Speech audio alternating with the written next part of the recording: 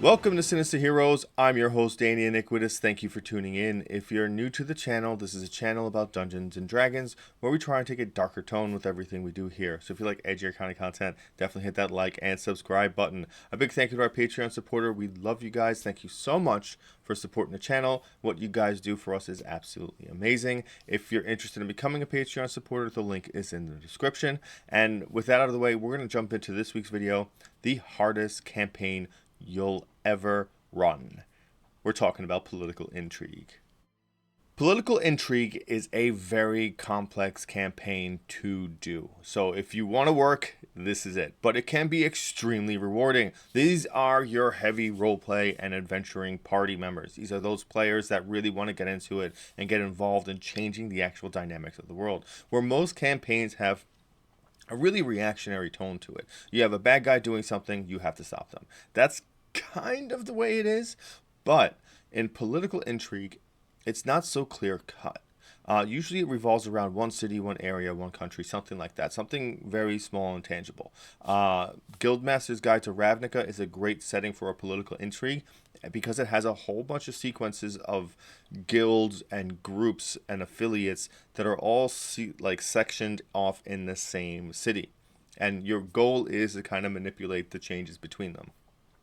One of the best examples of setting up for political intrigue campaigns is Vampire the Masquerade. So if you have experience in other tabletop RPGs and you've definitely tried Vampire, I'm going to use that a lot as a reference because it does hit a lot of great notes. So understand, for a political intrigue campaign, you need a centralized setting. That is the most important part because you're not going out into the entire world. You're not exploring different universes. You're not delving into caves and coming out in another side of the world. You're not crossing over mountains into uncharted territory.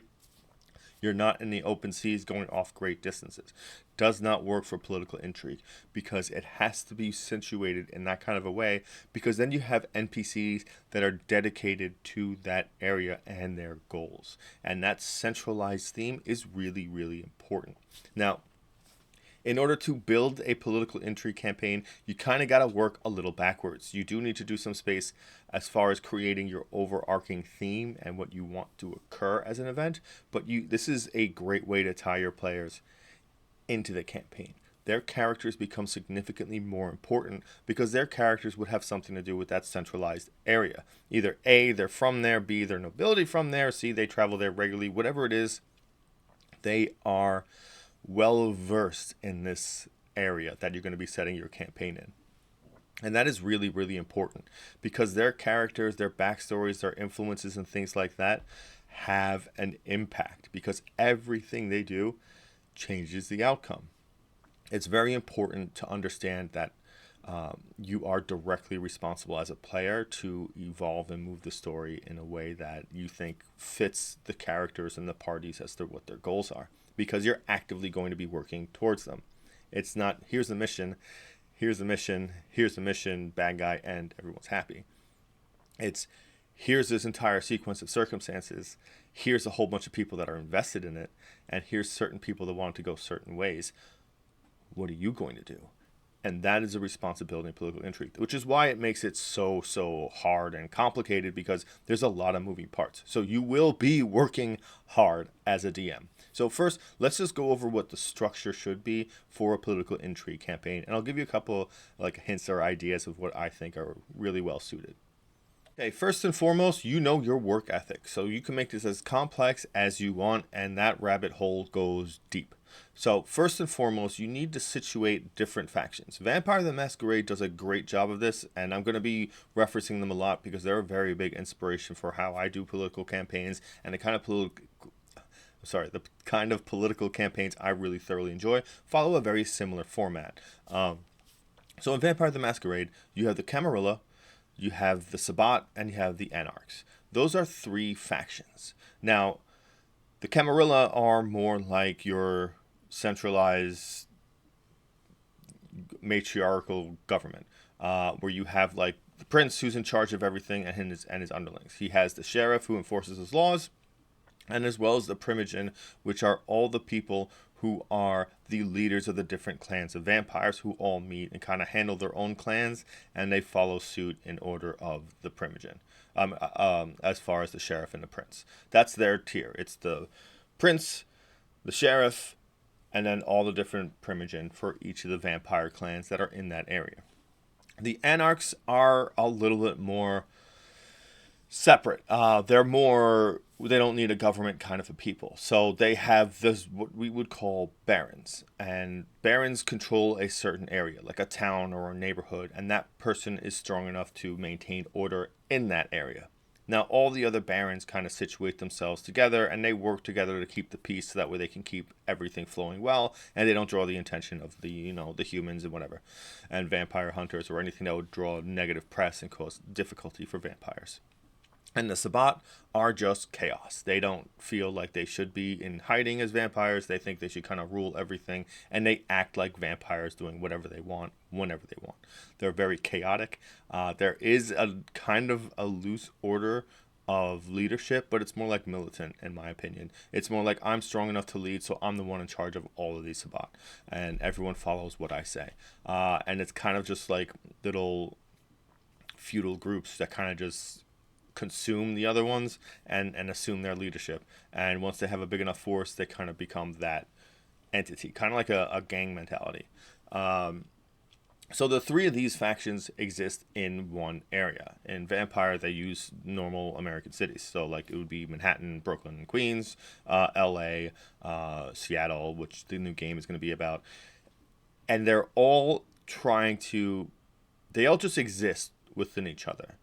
They don't want to start a war because it's too much to lose for their own people and whatever, so they try to play nice as much as they can.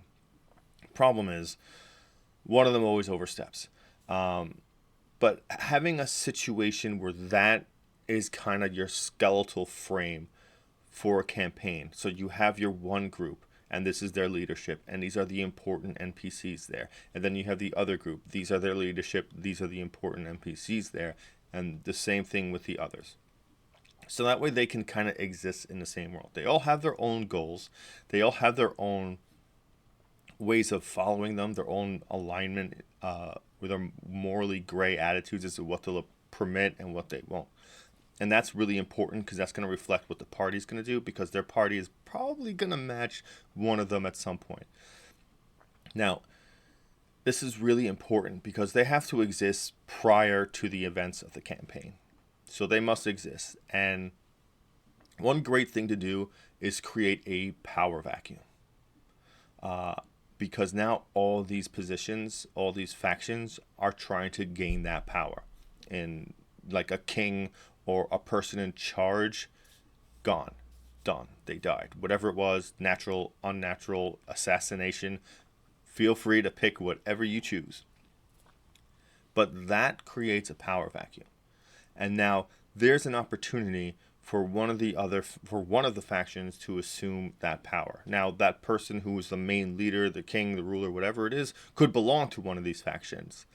And now they might be trying to put someone there who's either A, weak, B, easily manipulated, C, a tyrant, and someone you don't want to be put in that position. And now you can kind of like see how all these other entities are going to try and manipulate their ways into taking that over. Now, what the party would sit in is they would have to be involved on some level to get in to help either A, do the underhanded works to do that, persuade people to join certain agreements and make certain pacts, maybe delay the inauguration of who's supposed to be leader, get that to go, so that way other factions have time to build their plan to take over or challenge that leadership. Those are things that create for a good base for a political intrigue campaign. It gives you a lot of avenues to work, and it gives you a lot of ways to kind of dictate circumstances. And you can keep moving those in certain directions depending on what your party likes. But again, the way you work a political intrigue campaign is you start with the player characters first.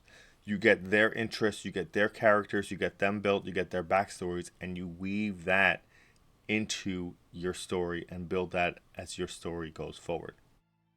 Now, something really, really important to understand is how do you connect these NPCs to the party? They can in-depthly know the party. Thieves, criminals, anyone with that kind of background might have done work for some of these lower level entities within the organization, or they might be known within the organization. These organizations themselves can be the Thieves Guild. They can be part of that. All those things can be factions in and of themselves. Have them tie in. Maybe a family isn't noble, but their house has always been very kind and helpful, and the noble family does know them because maybe they've encountered them, and maybe they were just people who were builders and they built a home for them or something, and they developed a kind relationship. So the nobles send them food every holiday, and they send them like a card or something, or they know themselves well from working underneath them. There's a great way to tie all of your NPCs to certain factions. I like to do this based on their alignment. So if a good moral person, I would choose them to align with the more lawful ones. Not necessarily lawful good, but just lawful, because that kind of sits to kind of work really, really well. If you have morally gray people, maybe they work within the government directly, and they're more like lawyers and court leaders and things like that who handle the Senate or whatever kind of government you have, or advisors to the king, and they work maybe along those lines, or that's where they get employment, or they run stuff for them, or the bards that are bards of lore would work there, like that's how they would meet, and they would gain favor because they kind of just like the same stuff. Do that to the characters so these NPCs matter. So when something happens, they can go, hey, are you okay? This happened and it's affecting your guild or your group. Like, I'm concerned. We've been friends for a long time. Or they might reach out to the party, and that's the really important thing is your party is not just wandering adventurers. Like your party's like, yo, that's Johnny from down the street. I've known him my whole life. Stuff's going bad. Let's get Johnny.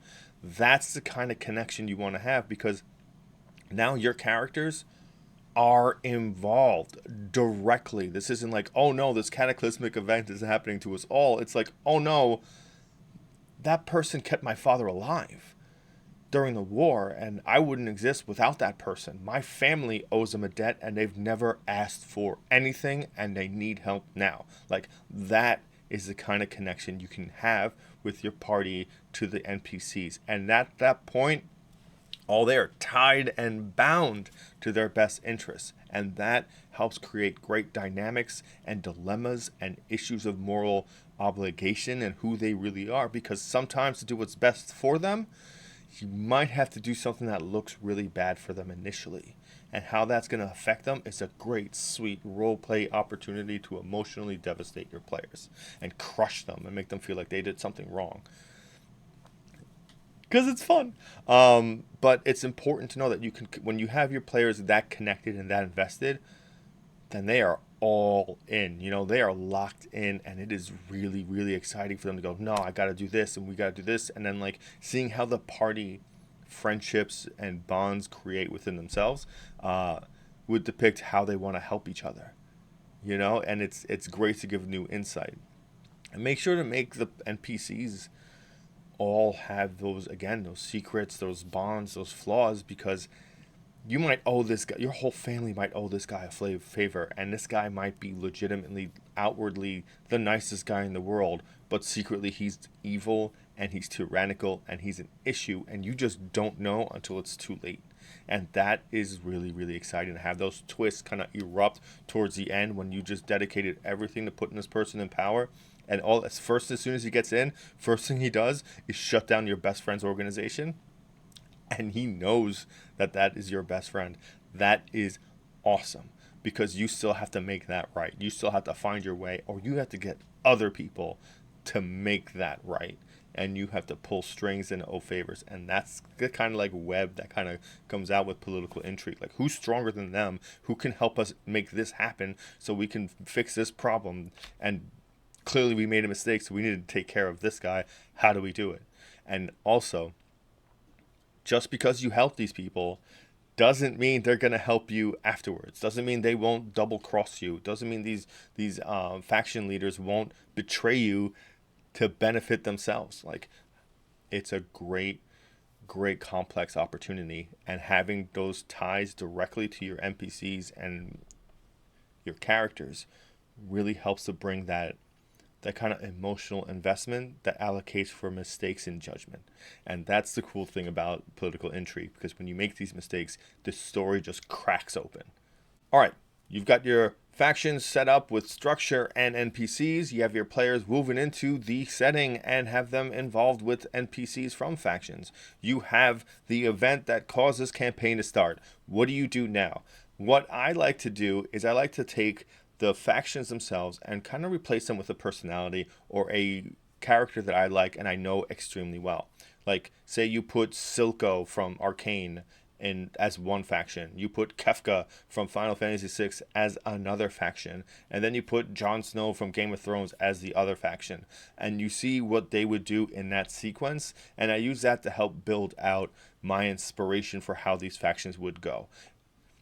I know it's a lot of work, but that's part of it. But you'll understand why this really, really pays off. So you have the person that's chaotic and that's manipulative and that's willing to lie, cheat, and murder. You have the person that's willing to do everything within their own bounds of law and order and keep their people safe and do whatever murdering and deal making they have to bring themselves to the forefront. And then you have the guy who's just trying to do the right thing.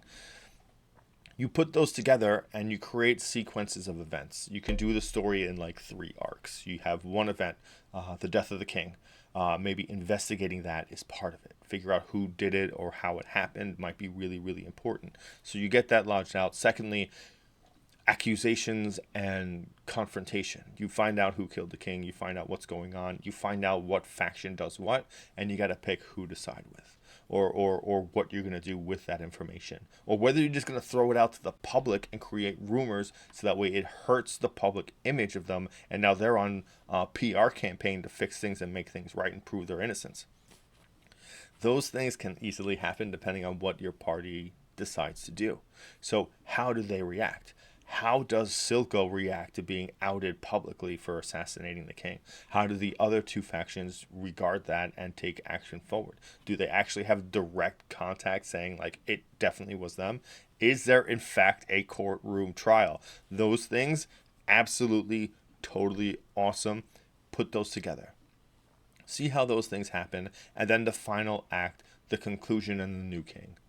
Who do you put together to take place and rule this area? If that's a situation, you can be any. Again, you're gonna have to homebrew this, so this is gonna be whatever it is you want.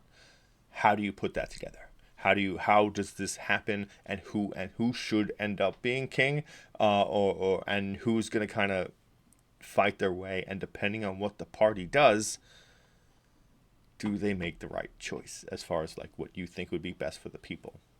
Again, these people have a public image, and that's important.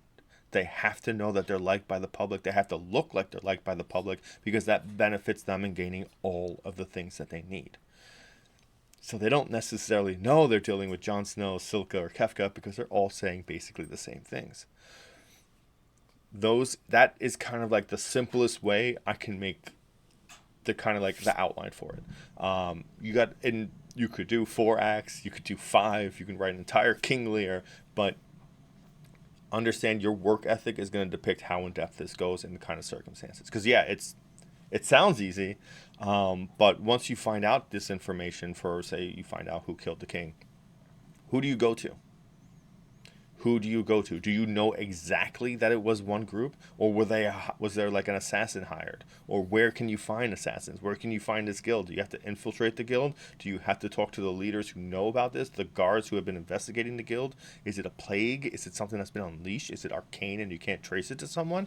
Who knows all the mages in town? Which mage is the most to benefit? This opens up a rabbit hole everywhere you go. This is not a short campaign.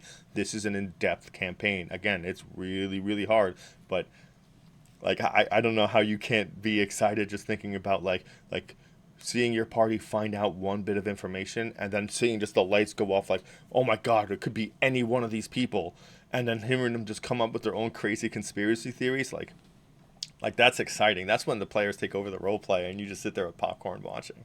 And that's so cool, because then they have their reason to talk to their NPC friends and get that information and see what they think. You know, use them for guidance in this difficult time. Maybe they know someone who's like a wise druid who all they do is stay out in the forest and have always guided the party member. So they go out there and get some information from them, and it secretly hits the druid who killed the guy. Like, it's so much fun to just kind of be a little reactionary to the party, because you never know where they come up with a way cooler idea just from conspiracy. You're like, oh man, that sounds great, and then you need to steal that. It's really rewarding for me to see when players get that involved and they start just going off on conspiracy theory, and just like, this is this, and like, we have to figure this out. Like, I love that. It gives me such a great feeling in my heart. So we've discussed a lot about roleplay and world building. And yeah, there's a lot more to do. You are nowhere near done with world building and things like that. But understand, this is just an outline. This is just to give you the framework so that way you can get this stuff done. Again, it's a lot of work. But how do you handle combat in a heavy RP political intrigue campaign? First and foremost, I don't advise you build a campaign to go up to level 20. I don't think that's really necessary. I think you might be above and beyond, especially if you gain access to things like Wish, because you can go, I wish to know who did this, and then technically it's really not within outside of the bounds of what Wish could do. When you start being able to change the fabric of reality, political intrigue kind of just goes, oh yeah, but you could just make a castle in a year by casting a spell on the same spot, and like, you could just keep doing that. Like, or like, oh, you're a necromancer, yeah, so in like what, a year's time you could have a legion of undead just sack the city. It's not something that's built for super high levels. I just don't think it is. I think again, and I'm going back to Vampire the Masquerade because I happen to love Vampire. I really wish it's more popular than it actually is, but Vampire does a great storytelling machination of how this works. When you meet these people who are in positions of power, they're not in positions of power because they were just really well liked and people just put them there because they would be, they've just made the best deal.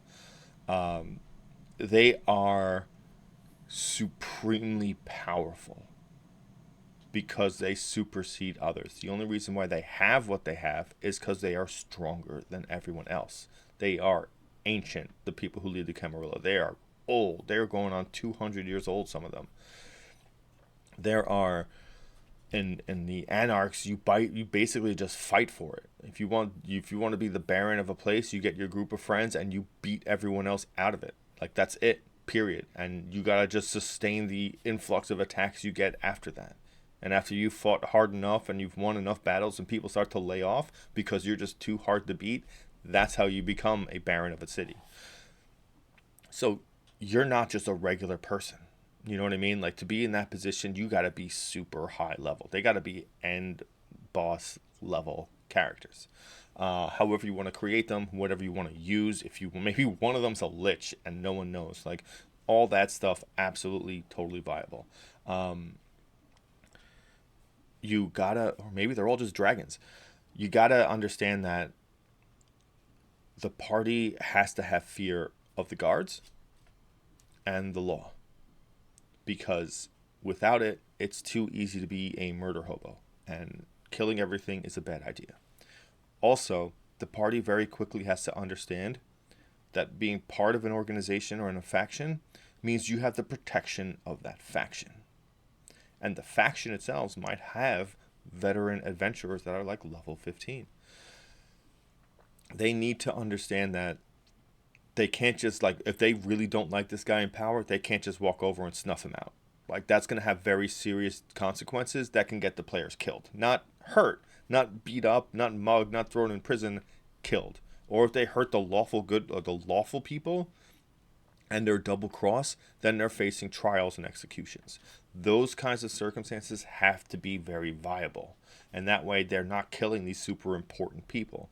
yeah, there's going to be a couple of security guards or whatever it is or around that are going to just suffer. This does breed a great opportunity for people who are of the good alignment to not kill anyone and just render them unconscious, make non-lethal attacks become very, very viable here. If you are working with the good people, he might say, look, you need to break in and get this scroll. I'm positive this has really important information, and I know they have it locked up here, but you can't kill anyone. Now you got to do long, non-lethal attacks all the way through and cover yourselves in masks and gear. Like, like, that's exciting because that's not something you can normally do. And it breeds this opportunity of being able to understand that your choices do matter. Hey, you can beat them up, wake them up, and tell them that the reason why they're alive is because the leader that they're working with, the faction that these guards belong to, is corrupt, and they're trying to end that, and they refuse to take a life to save a life, and that might turn some of the guards against the faction.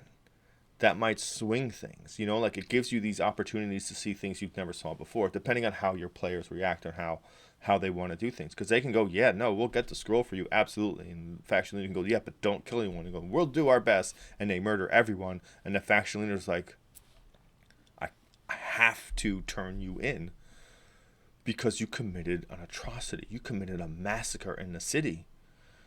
And this was not what we agreed. And now, because of their lawful and their personality, they must see justice done because you're clearly a danger. Because you worked for them this time, but what if you didn't? And that kind of really sets up cool things. But that's just a reason and a little bit understanding of reactionary to combat. But bandits, NPCs, heroes that are just regular people, or if you want to have like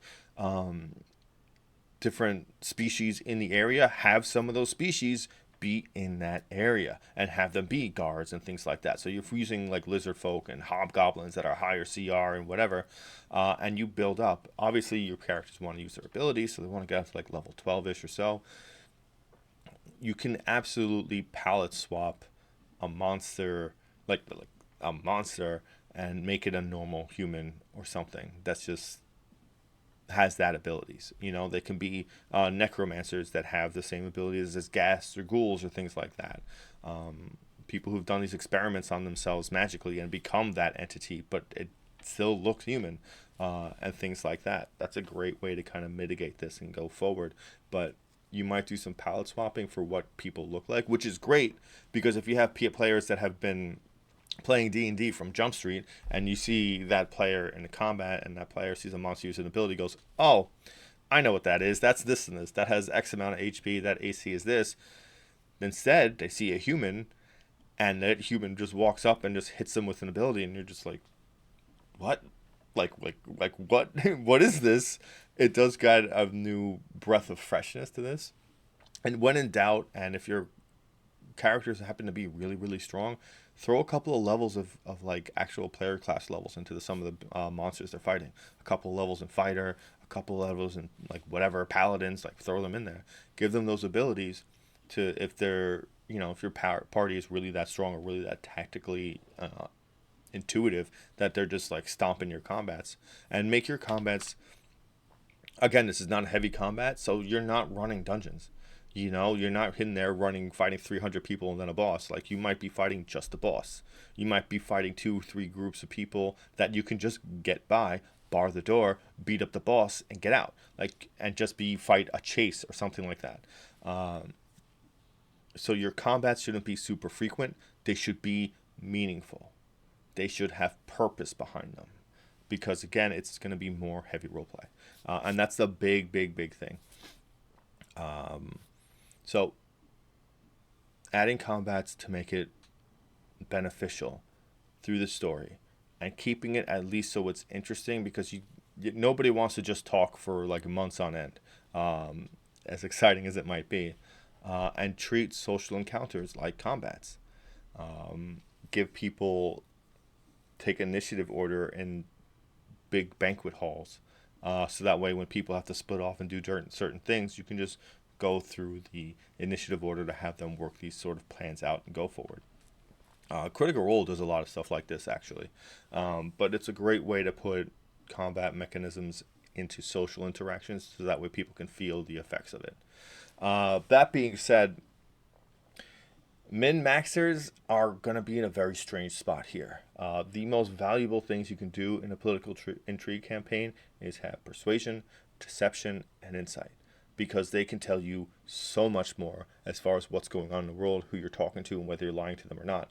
Nobody needs someone that can run through and just one-shot a guard. Like, it's don't get me wrong, it's very valuable, but outside of that combat encounter, which are going to be less frequent, is going to be more social. It's going to be more interacting with people. And if you just happen to not have those skills or not have any of those skills, you know, being stealth, being a rogue is going to be more beneficial. Being a skill monkey where you can pick locks and do all this other stuff, and or create items or be a healer or do stuff like that, or be an investigator, have investigation and perception really high so that we can get understanding and find traps and find what you're looking for when you are in a circumstance where you need an item. Those things are more valuable than just being you know, the highest level barbarian, you know, with levels of fighter and action surge, because it's going to be less important for the overall story and most of the campaign. That you're, if they're not a heavy role player, they're not going to really enjoy it, and being a min-maxer might inhibit your ability to role play effectively, or at least to role play to a level where you want to. You know, sometimes the dice just works in your favor, but you know, min-maxers would have a lot more difficulty in this campaign than they would in any other. Alright, I know this was a really long video, and I am so sorry, but there's a lot to go into in making a political intrigue campaign. It is the hardest campaign to write, because you are basically writing it from Jump Street. The important things to note is really getting your players invested and listening to your players. Take some time out and say, hey, what do you think is going on? You know, what do you think is happening? What are some of your opinions as to the world and what's going on through the story-wise? You know, what are your opinions? Do you have any suspects? Are you suspectful of anything? Are the people you trust? Are the people you don't? You know, things like that. So that way you can gauge them and see what they're really thinking, and help that to kind of make sure you're pacing your campaign and working towards fostering those kinds of relationships, whether they're to be proven wrong or proven correct. You know, like, you want to get them to kind of, you want to play the campaign to meet what the PCs are trying to actually accomplish and go for. You want to kind of, as you create it, narrow it to that focal point. But it's a lot of work. It's a lot of writing and a lot of world building, but it is so rewarding. It is so great when you're in the right party with people that enjoy this kind of a campaign, because everything's important. Your characters are so important. You definitively forge a path for your character that affects this place, because this place is directly changed by their actions, and they can see it. They can see it every episode or so, how what they did affects what's going on. And that's really great. And it makes all the characters feel like superheroes. And that's kind of what you want. You want to be that involved. And it's just amazing when they do it. It's really, really cool. Personally, I love these kinds of campaigns because, again, I love role-playing. I'm definitely a role-play for first kind of character player. But that's my bread and butter. But it's really hard. And that's why you don't see it so often. And there are no modules for it. So there's not like an easy guide to do it. But if you're interested in it, absolutely, please tell us about it. We'd love to hear about it. We'd love to talk about it. And we'll be talking about it forever. Again, so sorry this is such a long video, but thank you if you made it all the way through. Definitely comment. Tell us about political intrigue campaigns you've played. It's really, really important. I'd love to hear from you guys. It's really, really meaningful for us to hear, especially those. And there's nothing more like exciting for me than waking up and seeing just like text, or just walls of text of someone telling a story about a campaign they played, or an opinion they had, or something like about the world in D&D, and just reading through it is just, it's so great to read. And we're so totally happy to have that. Absolutely check out our Patreon page if you're interested in becoming a Patreon supporter. The link is in the description. And thank you for for giving a spooky kid a chance.